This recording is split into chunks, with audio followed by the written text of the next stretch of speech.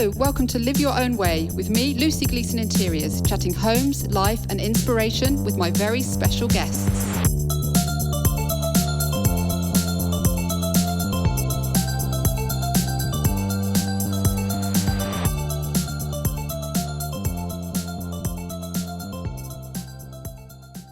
I hope life's treating you well.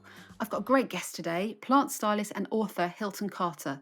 Hilton has written and photographed 2 books today called Wild at Home and Wild Interiors, with his third due out in April called Wild Creations. There is nothing he doesn't know about making houseplants happy, and with so many really cool ideas to get that greenery working for your home and creating a unique and balancing space. Hilton has over 500,000 Instagram followers, which I think speaks volumes when it comes to the plant community. This is also my first international guest, which is very exciting. Hey Hilton, how are you? Thanks for chatting with me today. I'm great. How about yourself? I am very well, thank you. I think the time difference here, it's 8 o'clock here. Is it about 3 o'clock there? It is. It's 3 o'clock. Sun's still out. It's the afternoon, so I'm on my 6th cup of coffee at this point. Just trying to make it through the rest of the day. But yeah, it's the perfect time. So for you, I'm sure you're ready to call it a day. So I'm glad that we could get this in before the end of your day. Because you're in Baltimore, aren't you? I am the great city of Baltimore. Yes, in Maryland. If those of you who don't know where Maryland is, it's right next to DC, which is uh, it's a thing right now. So it's a wonderful state and a beautiful city to live in. So I'm thankful to be here. And you're by the coast, aren't you? Right on the coast. Oh. Maryland's one of the as they said the 13 colonies. So we're pretty close to the coast. When I lived in Los Angeles, I was much closer. I would say to like the coast, right? So I could go to the beach. Here it'll probably take us about 2 hours to drive to, which we call, I guess, Ocean City, Maryland, which is the actual ocean. So it's not as close as you would think. Most people don't find themselves just, t- as you guys would say, willy nilly making their way to the beach uh, randomly. But it's close enough that during the summer, one might take a trip or a vacation to the beach. Oh, it sounds lovely. Well, I just thought we'd start this chat because you two have also got a film background and you studied film production, didn't you, at college? So how did you come to get into doing film production? Yeah, I did. I actually fell in love with film sometime in high school. I believe my senior year of high school. I was really just slowly finding myself more intrigued by filmmaking, storytelling, more say. I think when I decided to leave high school, so I went to an art high school, which was like a art and technology high school. In my focus, I will say there, or the medium that I was in was visual art. So I did a lot of painting and drawing. So throughout high school, I just felt that I wanted to end up in it at an art college. So for undergrad, I left high school and went to Maryland Institute College of Art, studied illustration. I guess that was my first major sophomore year. But late in freshman year, I kind of just thought, you know what, this love for watching cinema and seeing the way storylines play out, I kind of felt as an artist, I was limiting myself with telling a story with one single frame, whether that was through illustration, whether that was through painting and drawing.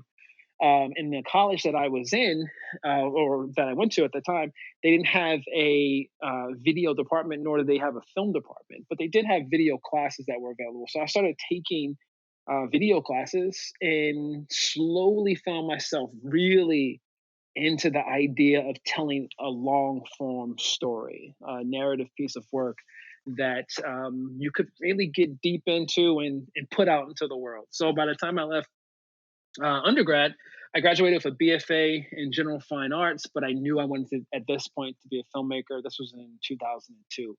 So I'm pretty old, I feel, but I'm pretty old by age, I would say, but I feel young. I say that.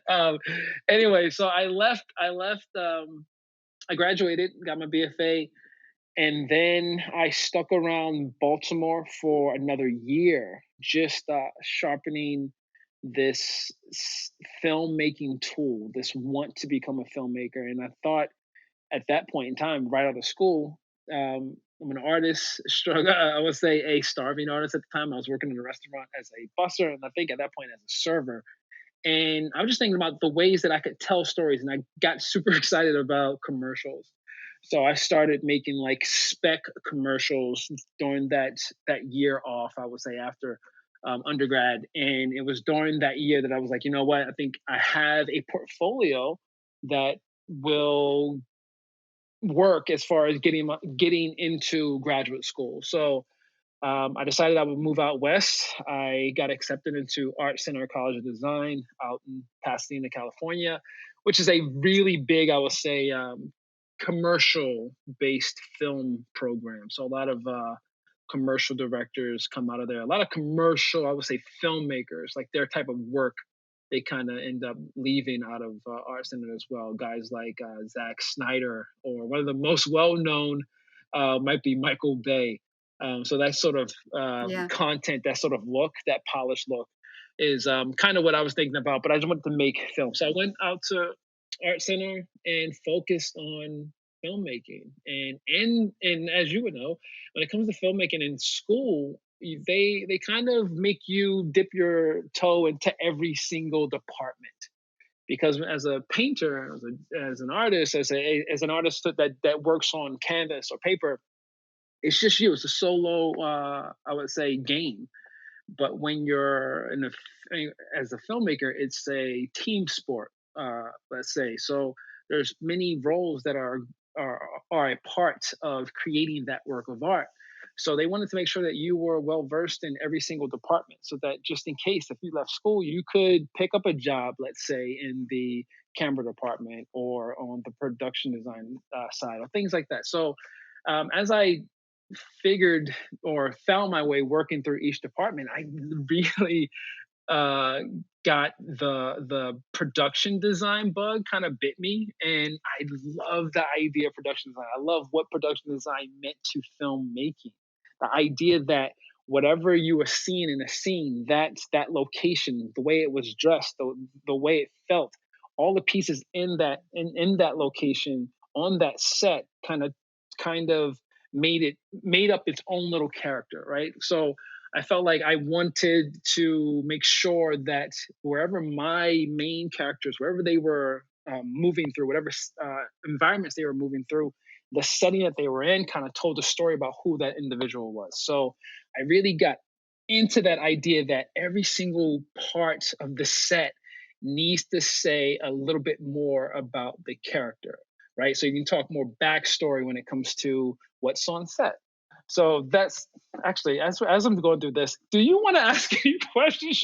I don't know. I don't know. This is really interesting, and I'm quite happy just to sit and listen.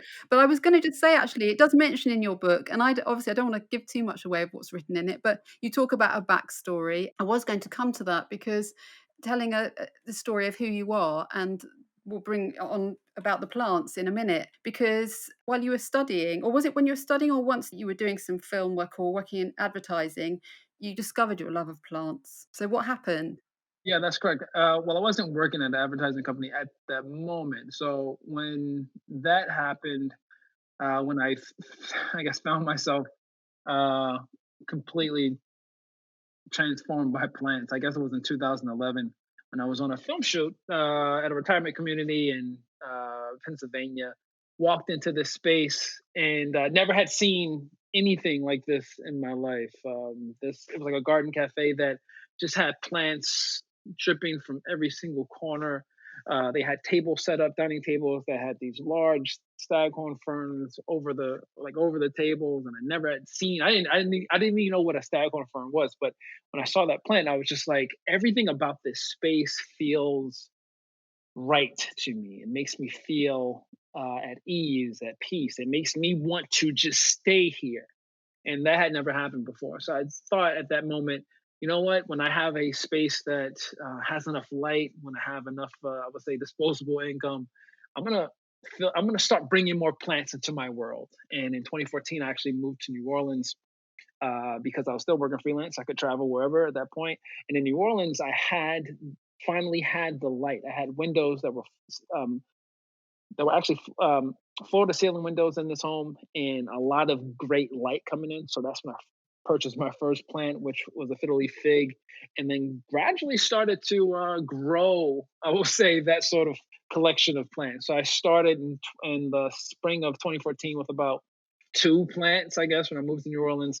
And when I left New Orleans in May of 2015, I had left or I packed up about 60 plus plants to travel back to Baltimore. And the reason why I moved back to Baltimore was because I then got a full time job at an advertising agency here. So that's how that whole thing kind of started. That process started, and from there, for me, it was just like every decision I made as far as moving, every home that I decided to live in or apartment that I was looking for had to have the right light, had to face a particular direction, had to have the right ceiling height to not accommodate just my own wants and needs, but also for the plants that I was bringing. Yeah, I was going to just ask you actually, when you moved from New Orleans, how did you transport all the plants? If you say there's 60 of them. Yeah, very fast. I put them all in the U-Haul, tied them up pretty firmly to the size of the truck. Wrapped them with what did I have? I had craft paper where I wrapped them up to make sure that the foliage didn't spread out too much and was basically confined in a way where it wouldn't get damaged. And I traveled. I drove 16 hours one day, landed in, I believe, North Carolina, where my mom lives, stayed there overnight, and then the next day got up really early, and then got to Baltimore in a few hours after that. So it didn't take the time wise, and the truck wasn't enough uh, to harm the plants much, but I just made sure to get to my location or my destination as soon as possible. But, I mean, when it comes to traveling plants or packing plants, you just got to be gentle. And one thing I say, and this is gonna, we'll talk about this later, or we can talk about it now. In my new book, I talk about the idea of packing your plants for a move.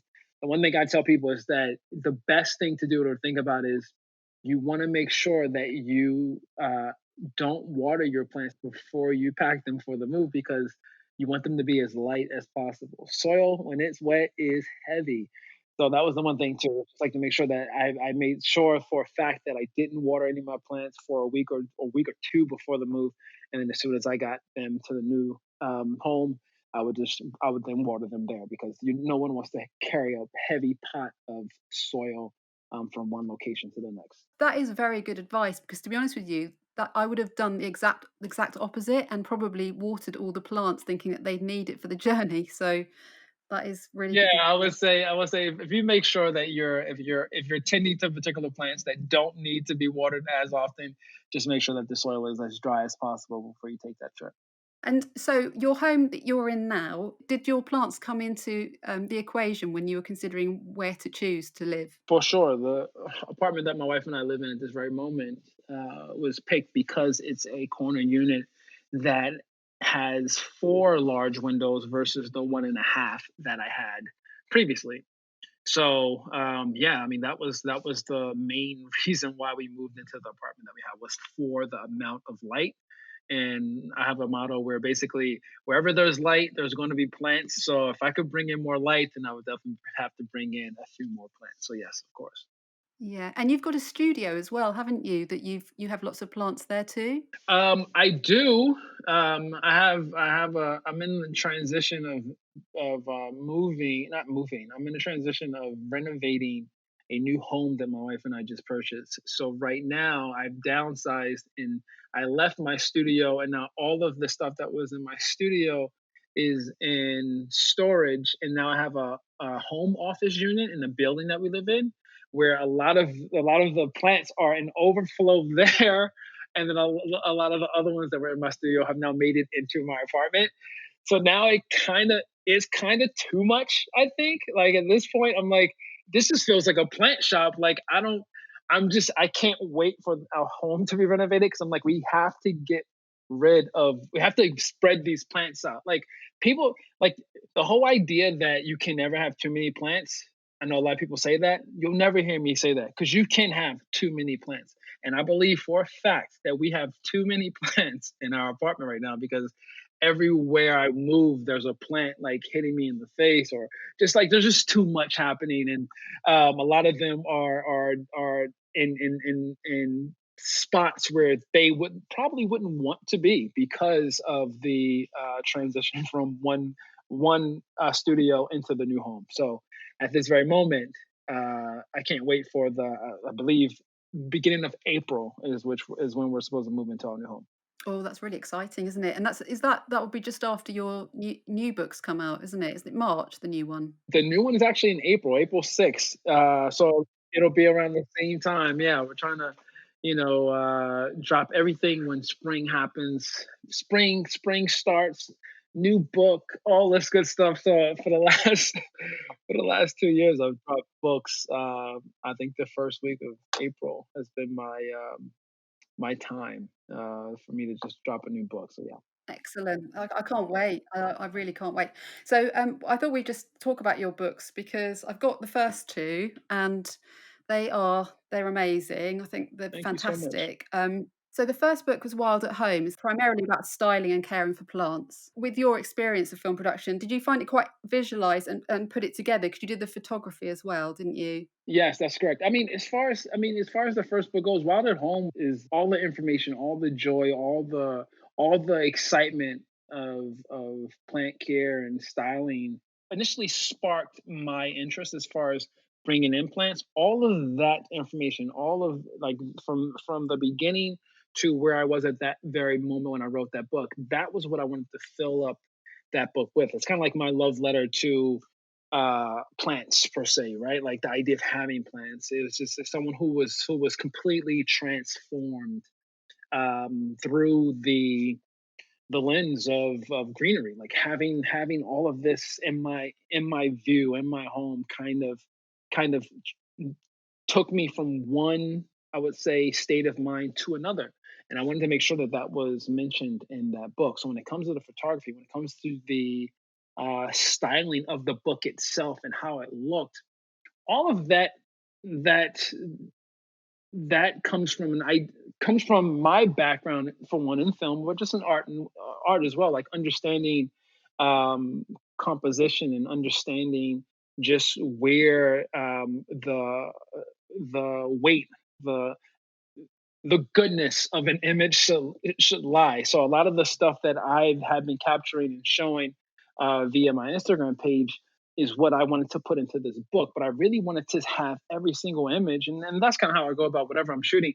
I want it to be something that you really get excited about when you see it. I want people to see the thing and be inspired by it. I want them to see the image and be transfixed by it. I want them to look at it and go, this is not just an image of a plant, but this is a work of art, right? So before I was offered a book deal to make that first book, I was thinking of publishing my own book that was nothing but beautiful images of greenery, like just very well styled, lit, and just was just full of this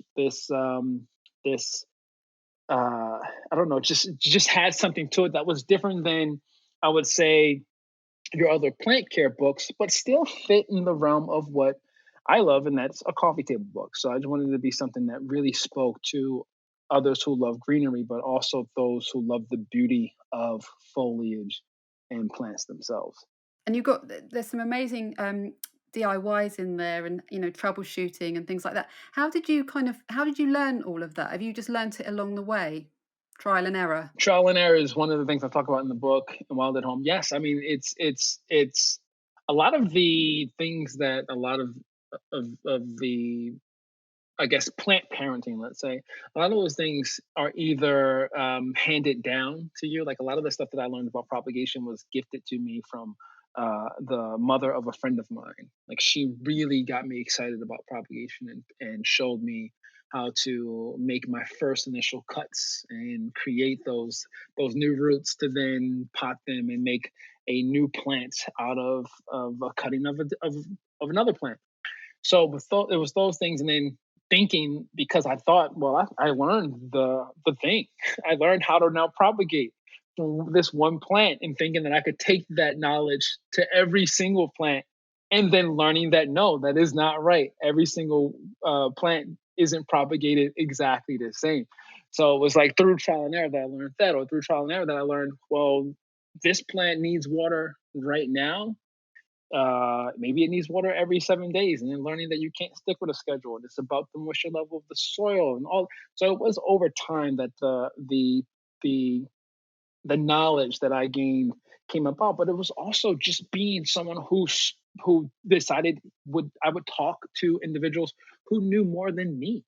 So if I purchase a plant from a plant shop, I wouldn't just walk up to the counter and buy it and then leave. I would talk to the people who worked at these plant shops because they spend most of their day around these plants. So of course they'll be more knowledgeable of that plant than I am. And because I'm in the city of where I'm purchasing that plant, they'll know more about the care of that plant there in the climate that I live in, right? So I think that's important as well because a fiddly fig that I have here in Baltimore might not require the exact same type of care that a fiddly fig that you have where you live, right? Because of the difference in climate, because here it can be very humid, but it can also be dry a bit, but it's not as dry as some cities, I will say, in America. So you have to think about all those different things because if it's insanely dry where you are, you're going to have to create that humidity. So some people might need humidifiers in their home in their homes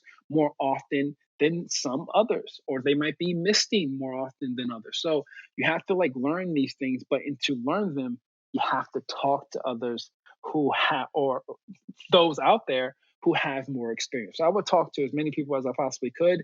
I would, like everyone else does, I would go online, but I would also just look. I became more attentive. I would watch and take note to what I was doing. So if I watered a plant and then I saw the next week that I had a bunch of yellowing leaves, what did I just do wrong here? So just making sure that I took note to those things so that I could correct it the next time around. And then that knowledge just slowly started to help me. And then when I started sharing about my interior styling side hustle, I'll say about 5 years ago on Instagram, a lot of individuals started to notice that I had a lot of plants. And when they would ask about the plants and how I care for them, then I would just share that knowledge just because I just had it in my back pocket, right? But it's one of those things where for me it's always going to start in some sort of way with trial and error, but you can limit that by making sure that you do the research up front before you bring a plant into your home. Because what I talk about in the new book, which I've been talking about since the first book came out, is that plants are living things and people should understand that so that when they first bring that plant home, they can really give it the best shot possible to thrive, not just like survive in their space.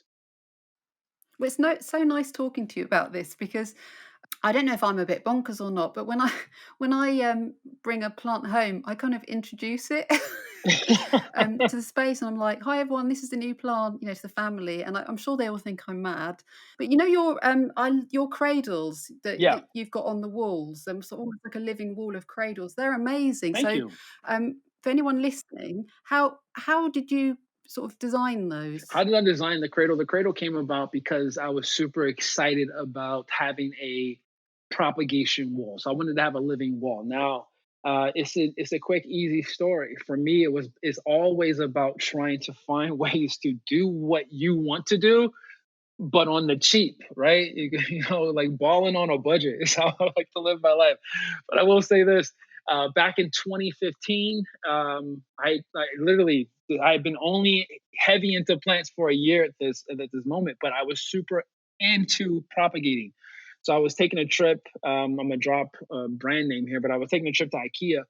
And in IKEA, I was walking around and I was in their kitchen department just looking at things. And I saw this spice rack and I was thinking, well, I don't cook much and I don't need a bunch of spices, but that thing they have up there kind of looks like you could put cuttings in it and propagate in it. So it was this spice rack that had these four tubes in it, but they came with these tops. Now I wasn't going to use it for spices. I just knew for a fact I was going to use it for propagating. So I brought it home. put it on my wall, propagate it in, and people would see it. And friends would come over. They would go, "This is really cool." Blah blah blah blah blah. But when my wife and I moved into the apartment that we are in today, we had this hallway that had a 8 foot by 4 foot. I don't know what that is in centimeters. I know you guys talk centimeters over there, but uh, really, really big window right across from this wall. And I was like, instead of putting a piece of art on this wall, maybe we should put like living art on this wall. Maybe we could do like a living wall. And my wife was just like, "How are we going to do a living wall? We rent this space. We don't own it, so you can't bring in like water piping through to water the wall." So I was like, you know what? How about instead of that, we use like how I've been propagating in this spice rack. How about we just have a lot of those on the wall? And she agreed with it and thought it was cool. And in that and during that process, people kept asking about this. They were like, "What is that?" And I would tell them it's like, "Yeah, spice rack." And then in the process of doing so, I was like, you know what? It's probably better that I just create my own thing because I get asked so many questions about it. So I sketched out what I thought it would look like. I love the idea of seeing so much of the test tube, seeing the roots grow. And I love the idea of having something that was on live edged wood. I love live edge. Anything that live edge is, there's something so, I would say, natural about that, and that connects everything that I'm talking about plant wise. A lot of the wood that I was getting at that point was reclaimed wood. So that bit of old, old mixed in with new and the cuttings, I just thought worked really well. And I love at this point it was all walnut. I was really like really into walnut.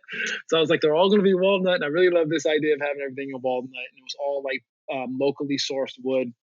And yeah, so that was it. So it kind of came about through an idea of just wanting to propagate and seeing something that I thought I could propagate in, using it, and then taking that hack and flipping it into something that I could make more personal, something that I can make my own, and then now I sell that product on my website. You do, yeah, and I'm going to give the details of your website at the end, actually. Um, but also your plant hammock is amazing. Thank you. It's incredible. Is it how do you keep that sort of alive and healthy in the bedroom? Well, that's a an idea that at the end of the day you have over the bed is a bit challenging. If it was in any other location, it would probably be easier to get to. But for me, I just love the idea of sleeping amongst a bunch of plants. So my I had this conversation with my wife about it early. Just like the idea of having a plant over our bed and a big plant over our bed, and I kind of sketched out like what it would look like. She was like, "That just looks like a hammock." I was like, "Oh yeah, maybe we can buy a hammock and we can put it over our bed." But my wife was really into macrame at this point in time, and she was like, "I could probably like make something that's kind of like that." And we talked about it, and she put it together and we put it on the wall. Now, when it comes to caring for any plants that are in the hammock, it's literally like I have to take the plant down every single time to water it. So I go up, grab the plant, bring it down to the floor, water it there, let it drain out, pick it back up, put it back over the bed. So in the case of if anyone ever sees these images, in the case of water or runoff water seeping out or dripping down, that's not going to be the case because the pot that we place it in, like it's in like the plant that I have in there now is a rojo congo. That plant is in its own pot. But then, well, let me say this: it's in its own pot with a drainage hole. So when I take it down, the water comes out of that drainage hole. But the pot that it's in that has a drainage hole, when we put it in the hammock, that pot goes into another pot that doesn't have a drainage hole. So to make that clear, so if it does have any extra runoff water that starts to seep out of that drainage hole, it'll just end up in that extra pot, and will be protected from any drips of water that might want to fall amongst us as we sleep. So yeah, so it's a process, but for me, it's worth it when I only have to do it for the Rojo Congo. I think I water that guy probably every 9 days. in the winter and probably every 7 days in spring and summer. So it's once a week. I go up, bring it down, water it, put it back up. And for me, it's pretty easy just because I'm taller and the plant isn't that heavy. But if you were dealing with a heavier plant, a bigger plant, and higher, I would say space, that's when you're going to have to think about the styling of what you're trying to do. I talk about that all the time. Like it's wonderful to hang plants in your home wherever you want, whether that's in a windowsill, whether that's over a bed. But know for a fact that you're going to have to do the work to then care for that plant. Like you're going to have to get up there to water it, or you might have to get up there to take it down to then take it to a sink or tub, wherever you're watering your plants, and then wait for it to drain out, and then go back up that ladder or back on that stool or climb up something to then hang it back up there. So while it looks great to have plants hanging from all different areas of your home, it is going to be more work for you in the long run to care for them. So if you're on board and you're ready to do the work, I say the more the merrier and go for it. Yeah, and, talking of sort of rooms, like, for instance, a bedroom with plants, you do mention it, and you really talk about it in the book, and the health benefits, like air purifying plants are great, aren't they? Yeah, I mean, air purified plants are great if you believe it, right? If you believe it, science tells you I'm that a it. believer. There you go. If you're a believer, you're a believer, and those are the things that you got to think about. For me, I don't. I think I try to get people to understand that if you believe, if you're on board with it, you think about plants that can purify the air. Like I don't feel it. I don't walk into my home. Like I have a lot of plants. I don't walk into my home and go, ah, I can definitely tell that there's something happening here. I can't really truly say that, but I know I feel for a fact different. I can't tell you for a fact what the difference in oxygen is in the air. I can't tell you how cleaner the air is in my apartment versus the air in my neighbor's apartment. But I do know for a fact that the feeling I have when I walk into my apartment or to a space that has a lot of plants is much different than if I walk into a place that doesn't have plants. That I know. And that is the thing that people should think about, regardless of if they think every single plant cleans the air or not. What it does is it's adding something, it's providing something for you. So if you can think about it like that, then hopefully you can put in all the effort and care to make sure that that plant can live, can thrive, because the more you put into them, the more that they can put into you is what I hope people can think about. Your second book, I think it ties in really well with the first one, Wild Interiors, which has got this beautiful, colourful cover, which is stunning. I love it. Yeah, that's Alina. Alina is an artist, plant lover out of New York. She did that cover. And the cover, and really quick, just to talk about Alina for a second.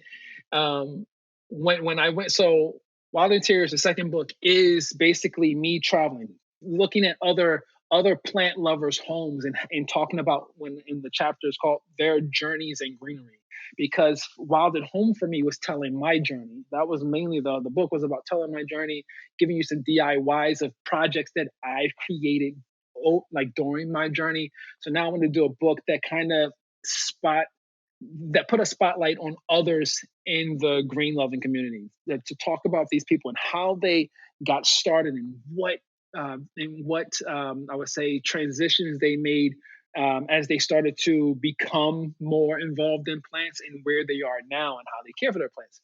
So I traveled to different cities here in the US. I went to Canada, I went to Europe, Mexico, and I wanted to bring it all together and see all these different people's homes and see how they styled their plants, whether that was someone who was a maximalist when it comes to having a lot of plants, or like a plant hoarder, let's say, or someone who was a minimalist, someone that didn't have a lot of plants but knew exactly how to bring them into their space to make their space look amazing and feel amazing. And when it comes to Lena, when we went to Lena's home, she had all of her paintings there, but it's just a lot of plants as well. But what I loved about her her her story was that, I'm trying to think about how to tie this bow properly, is that when I was looking at her plants, and that was the focus, her art. She was someone who had her own art everywhere in her home, and I was thinking, this is a person who does the art, but then also puts her art everywhere in her home, and which I kind of was like, that's new to me. I rarely ever see an artist whose art is everywhere in their home. right? I'm an artist, and I don't think I have like maybe one piece of my own in my home. Everything else is of other artists, right? But the flow, the line quality, the way the paint is applied to her art was so fluid and natural, and it as I was looking at it, I was like, it fits almost like it kind of like meshes so well, or almost like melts in a way into her plants. And I thought when I left her home, I was like, I think I know what this cover should be. Because she's featured in a book. I was like, the cover should be something that's kind of like her art, but it kind of feels like foliage that is kind of coming together. And I was thinking about the Stromathy trial star, the way that foliage looks, and I would say all the calatheas, like the way that their foliage looks and the colors that they have. I was thinking about the Brazil philodendron and the colors of those leaves, or the marble queen pothos, just the way those spots come together. And I was like, that is it. So I talked to her about putting together a painting, and I was like, let's just bring in some foliage and kind of have it work a certain way. And she kind of nailed it. Like it was one of the easier commissions, like trying to talk to an artist about working on a piece. It was pretty seamless. Like there was no like there was tweaks here and there, but for the most part, she was like so easy, so great to work with. And I think for me, when it comes to like when it came to making that book, my publishers, they really wanted to do something that was felt more like all of the other plant books out there. Like every single plant book had to have like the space where plants were in a space. And I did that on Wild at Home. Like that was my space. That's my plant home. But in Wild Tears, I was like, I need this book to go on another level of just let me show you on the front cover of the book a space with plants, or a plant in a pot on a table. I was like, it says what it is right on the cover, Wild Interiors. There's no plants there. There's no plants on the cover to be seen. But it'll be intriguing. Someone's going to pick this book up because they're like, what is this? What's inside of this book? I want to see. Versus seeing a cover with Wild Interiors and then seeing on the cover a space with plants. I just thought I wanted something that was very eye popping and will pull people in, intriguing to make them, force them to flip open the book. And I was very hesitant to send that cover, like the idea of the cover, over to my publishers because they had talked like through Wild at Home. Like that was the thing. Like we got to make it feel like we got to make it feel like a space. Like we got to bring a space into the cover. So when I sent them this image, I wrote this insanely long email about why I thought the painting, like one of Alina's paintings of Alana, one of her paintings should be um like on the cover. And I get an email probably like 5 minutes later, and my publishers are in the UK, like where you are. And I get an email back like 5 minutes later. So it was like pretty late at night. And my publisher was like, I love it. And I was like, what? And it kind of made me second guess, second guess my my whole thing there, because I was like, why did she agree so quickly? I'm like, I know it's an awesome idea. Yeah, I'm looking at the book cover right now actually, and it's so striking and the colours are so vibrant, aren't they? It's really clever and beautiful. Yeah, she nailed it. She nailed it. And I just and I think at the end of the day, I thought, well, you know what? I must have been right if my publishers, and they're really great, if they also could see it right away. That cover had to go to so many different people's eyes to have it been approved, and every single person was like, "That is awesome." Like, and it kind of came back pretty quickly. Like, yes, let's go with it. Let's make that happen.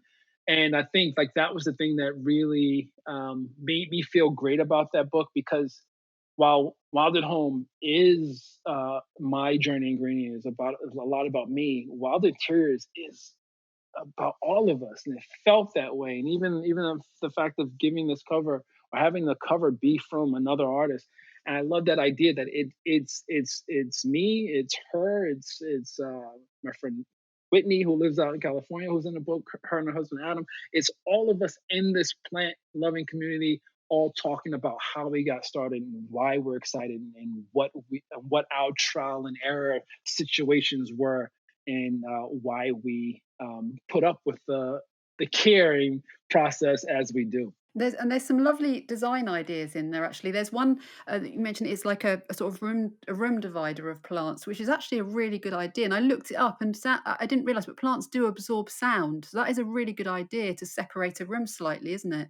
Yeah, for sure. And the other one with the trailing, I don't know if it was a pothos or not, but it was trailing up the stairs, which is a really nice sort of feature as well. Sort of because obviously they do climb very quickly, so that's another thing someone can do to make a stairway more kind of interesting. Oh, for sure. I think a lot for me, like the idea of finding cool ways to blend nature or blur that outdoor indoor um element is key, especially now, like like a lot of us, and I'm sure I mean you guys are back on I guess the quarantine, you're locked We're in down again, so yeah, lockdown. so it's like right now for me, like I'm so thankful that I fell in love with plants years ago, because I feel I still feel connected to nature. I still feel the outdoors that are in my home. It's still green inside while it's not green outside, right? So we're in the winter here as well. All the trees are bare. It snowed a few weeks ago. You said it was snowing there now. Like while it's winter outside, and imagine it being winter outside and being winter in your home. How sad that is. I hate winter. It's just like the fact that the sun is only up for what seems like 2 hours a day. I hate it. I hate it so much. It's very depressing. Like most people, you get more depressed come winter. But if you have a home that is full of lush greenery, it doesn't feel as bad. So when I'm at home all day, I don't feel bad at all. I feel I made my space feel like all the places that my wife and I decide to go travel to for vacation. And that's what's great about it. Yeah, green's a really good colour for you, isn't it? I mean, it's sort of proven to make you feel happier, and it's a very balancing colour. And even like if you think about with food, healthy food tends to be green food, and even in hospitals, they use the colour green to calm people down. So it's such a brilliant thing to have greenery in your home, aside from it being healthy for you. Yes, for sure. I mean, there's a lot of that I talk about in the new book and Wild Creations, is the idea that there's another level to it.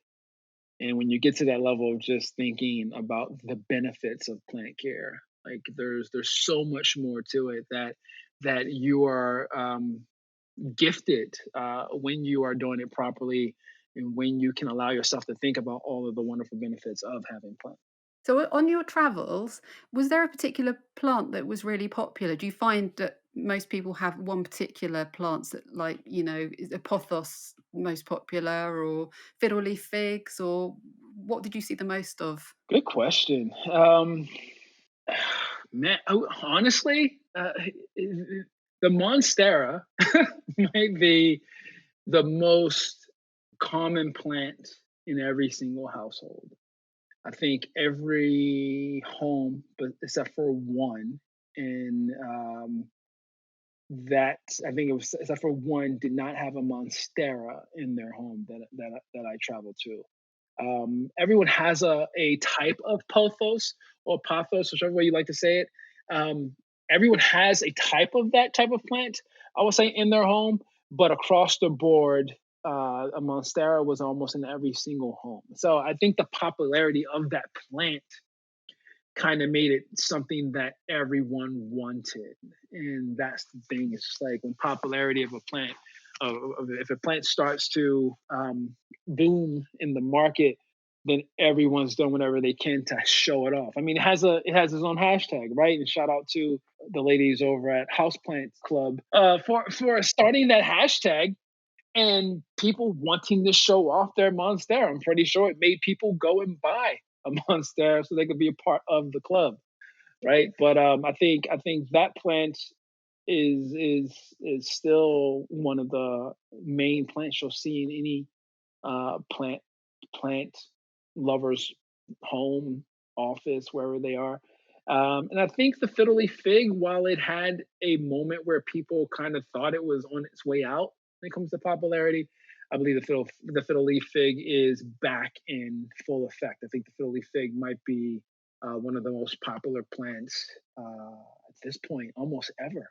Yeah, I have just one at the moment, and I found it really hard to, in the beginning, to kind of look after it. I obviously wasn't doing the right thing, and now I've put it in the right light, and it's thriving. So it seems like one of those plants that just needs to have, sort of the right kind of light, and then it's quite hardy. Is that right? The fiddle leaf fig is the most finicky plant ever, and I always tell people this: it's like if you're going to start off, don't start with a fiddle leaf fig. It'll kill you. It'll make you so upset and sad because you're going to have a hard time figuring it out.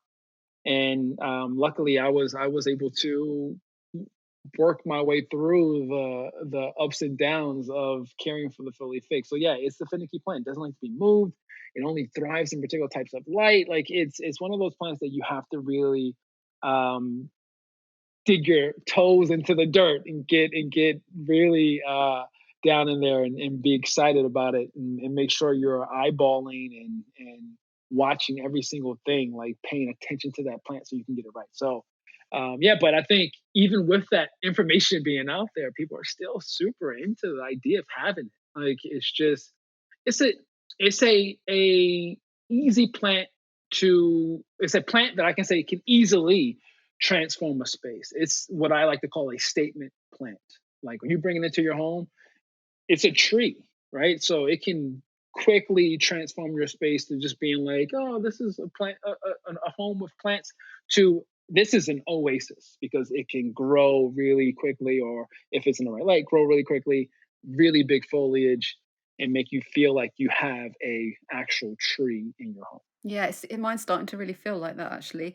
I have to say that reading your books and now talking to you, you kind of write as you talk. You write very naturally, and I just have to say as well, your book is very funny. Like I laughed out loud a couple of times when I was reading it. There's some very funny sort of moments in there. So Well, Lucy, I love to hear that. I mean, look, honestly, like that's the only way that I can write, right? Like if I was gonna make something that was about my journey, was it about my life and how I tend to plants, I think it I think how someone reads it, they should be able to hear me as they're reading it. And and that was the one thing that kind of I would say kept me staring at a blank page on the screen for about a month, maybe.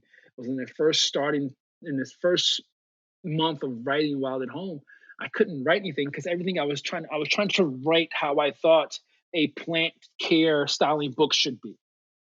And I kept writing these things out. And as I would read it back, I would go, well, I'm already bored. I wouldn't want to read this. So I was like, what would I want to read? And I was like, the only thing I would want to read is something the way that it makes sense for someone to tell it to me in a way that is very, like you were saying when we talked, like when we started this, something that is conversational. I want to feel like someone is there with me as we're going through the process. So once I started to voice and when I say voice, it was once I started to basically speak all of the words into a basically into my phone. I would just start talking it out. That's when I kind of found the voice of my book, which was just already my voice. So I'm happy. I love that you could hear that in this conversation and then read that in the book. To me, that is everything. So thank you for saying that. oh, that's right. No, they're both fantastic. And you mentioned as well, the next is kind of it plants. Can you mention a few here, just for anyone listening who might want to go and sort of Google that plant? For sure. I mean, look, like I don't know if the plants I mentioned in wild interiors are still going to be the next it plants because they were the next plants for 2020, right? 2020, we all took a bit of an L, right? Like no one really got to go out and explore to bring in all of those plants. So I guess I can talk about them now too. Like I think one of the next, or I which I, basically I made it. I said it was going to be the next plant in my book, and then decided to bring it into my home because of that, which is basically the Mexican tree fern or the Australian tree fern. Like tree ferns are it. I'm gonna put it out here right now. You're gonna see more people with tree ferns. The one plant that I thought would become more popular when it comes to just you would see it more on social media, you would see it more on TV in people's homes, was the Lacula palm. Now I saw it here and there, but like I said, that no one got to go out and be in a lot of plant shops like they normally would have been, so they didn't really get to see this plant. But the Lacula palm will be one of those plants that you'll see more of.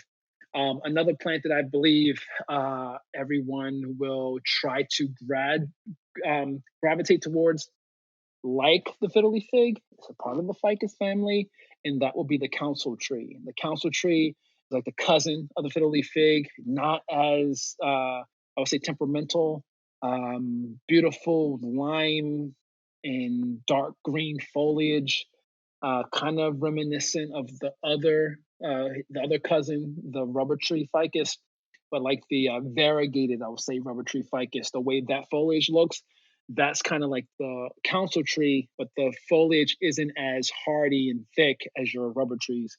But it's just a beautiful plant, can grow fairly large indoors, and I think that's something that people will start to look for more often when they are out plant shopping. Oh, that sounds lovely. Yeah, I'll look into that more. You got married a few years ago, didn't you, to Fiona, who I feel I kind of know as well from your book. Did that day involve lots of plants by any chance? That day, of course, we were in the jungle in Tulum, Mexico. We were like in the middle of a jungle on a private cenote. So we we were in the middle of Chinese fan palms and bird of paradise, and just in we were in the wild. And for us, we felt as connected to nature, as connected to each other as we had ever felt before. So it was the perfect spot for us to you know, make this bond uh, really happen. And yeah, I mean that's there's if we were ever gonna pick a destination to get married, it would be in a jungle. So it was perfectly as my wife as Fiona likes to say, it was perfectly on brand. I want to just talk about your new book that's coming out, as we were talking about earlier, in April, Wild Creations. Oh yeah, April 6th. Wild Creations is basically the book that I was just super excited about because it was a book that I wanted. So when we're talking about Wild at Home, when you mentioned the DIY projects that are in that book, there are probably like two or three DIY projects in that book.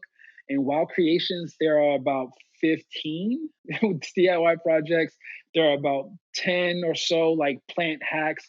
There's a lot of things in in that book that those who might find themselves on lockdown or at home or just excited to put their hands in and get a bit dirty or just get a bit involved, creatives maybe, you'll find yourself being able to do that in this book. So it's a lot about plants.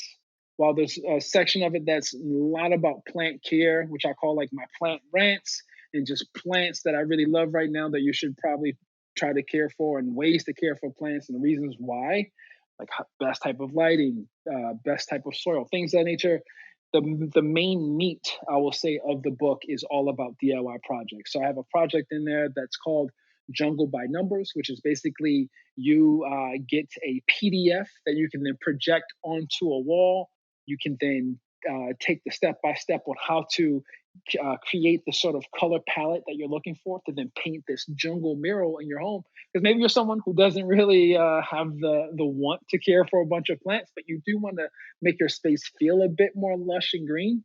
Having a mural that is nothing but greenery or a jungle scene can easily be created by just painting. And what I love about that project, and I'll keep talking about it, and that jungle mural is the cover of this new book, done by a friend of mine named Jory Bynum. Jory Bynum was a part of this process, bringing about this project. But what I love about the project of painting this mural is that it's basically paint by number. So you have all your numbers marked out on the wall. You can yourself, if it's just you at home by yourself, you can paint every single spot on the wall. But if it's a family, if there's more than just one person, everyone can take a number or take two numbers, and you can all work together to create this piece. So for me, Wild Creations was trying. I really wanted to make sure that if we ever found ourselves in a situation like we just did for the past, or we are still in for the past 8 9 months, that that people would have the ability to have a book where they could create these things and either find some of the materials needed either in their home because they already have it, or they could easily order it online. So that's really what Wild Creations is about. It's about getting a bit dirty, getting your hands in the paint or the dirt or the clay, and getting to work and showing off a little bit of your creative bone, but also a lot of plant uh, tips, and just like me, just really getting a little bit deeper than I have in Wild Interiors and Wild at Home about the need to care for your plants properly and what to look out for. So yeah, I'm really excited about the book. I can't wait for people to have it. I can't wait to see what people create. Um, uh, I guess when it comes to the projects. So that's what I'm really looking forward to, like seeing what types of jungle murals someone creates, or what types of not plant hammocks, plant chandeliers people create as well. So just things that are out there and are different, and yeah, I mean that's what it's about. Great. I can't wait. I just think with well, obviously with the first 2 books, and I'm sure with this one too, you're so generous with your information in them. It's like, they're thick books full of information and sort of beautiful imagery as well, but it just shows your passion. You're sharing all of that passion, which I just find really cool. So, thank you very much for chatting with me. Of course, I had a great time. Thank you for spending the time, and I know it's late there, but I really do appreciate having the a moment to chat about anything that has to do with plant care, or just the wonderful feeling that plants create when you have them in your home. So, anytime, if you need me to come back, anytime. Well, and anytime you're in the UK and you're in Suffolk, then pop by. Where is Suffolk? It's if you are in London, it's east from London, East from London. Okay. Well, I'll let you so know. you never know. Well, if it wasn't for the pandemic, I would have been there multiple times this year. But I will make sure that the next time I do make my way across the pond, that I give you a shout. You're most welcome, but thanks again. Of course. Thank you. Well, that was fun. I cannot recommend Hilton's books enough. They are jam-packed full of information and advice, and also aesthetically beautiful for interior lovers with all those lovely homes.